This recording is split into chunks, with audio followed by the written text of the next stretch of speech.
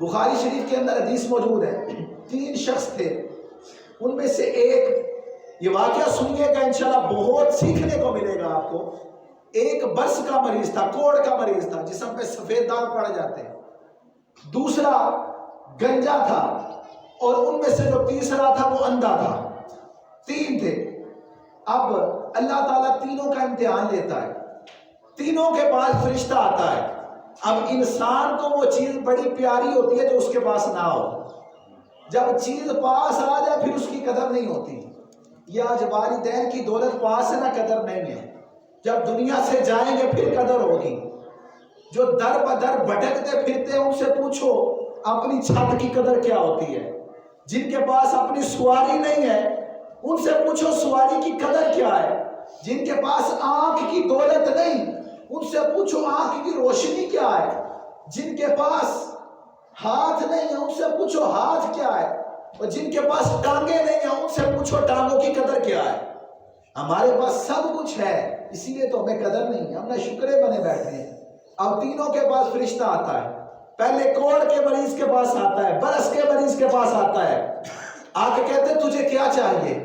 وہ کہتا ہے میری سب سے بڑی خواہش یہ ہے کہ اللہ مجھے تندرست جسم عطا کر دے، مجھے کوڑ کے مرض سے شفا مل جائے۔ وہ کہتے ہیں مال میں تجھے کیا پسند ہے؟ تو وہ کہتا ہے مجھے اونٹ بڑے پسند ہے۔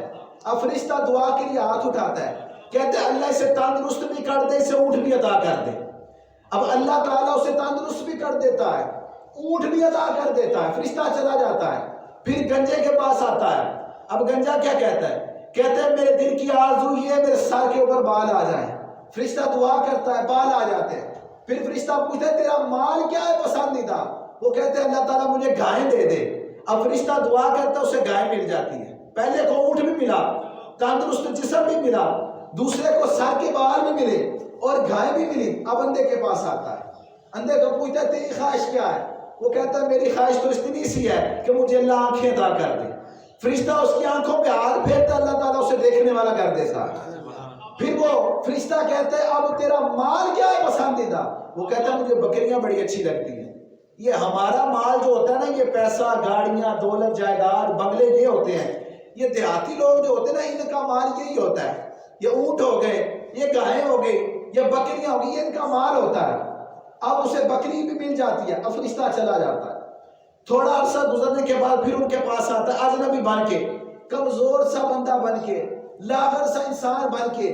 پہلے کے پاس آتا ہے، کوڑ والے مریض کے پاس آتا ہے، اللہ تعالیٰ نے اسے خوبصورت بنا دیا ہوتا ہے، ڈھیر سارے اس کے پاس اونٹ ہوتے ہیں۔ اب آ کے اسے کہتے ہیں اللہ کے نام پر مجھے کچھ دینا۔ اب وہ کہتے ہیں بھاگ جا یہاں سے۔ اب فرشتہ تو جانتا تھا، فرشتہ کہتا ہے مجھے پتا ہے تو کوڑی تھا، تو غریب تھا، تیرے پاس کچھ بھی نہیں تھا، تجھے اتنا کچھ ملا ہے، اس اللہ کے نام پہ مجھے بھی کچھ دے۔ اب وہ کہتا ہے کہ مجھے تو کوئی بیماری تھی نہیں، یہ سارا کچھ تو مجھے وراثت میں ملا ہے۔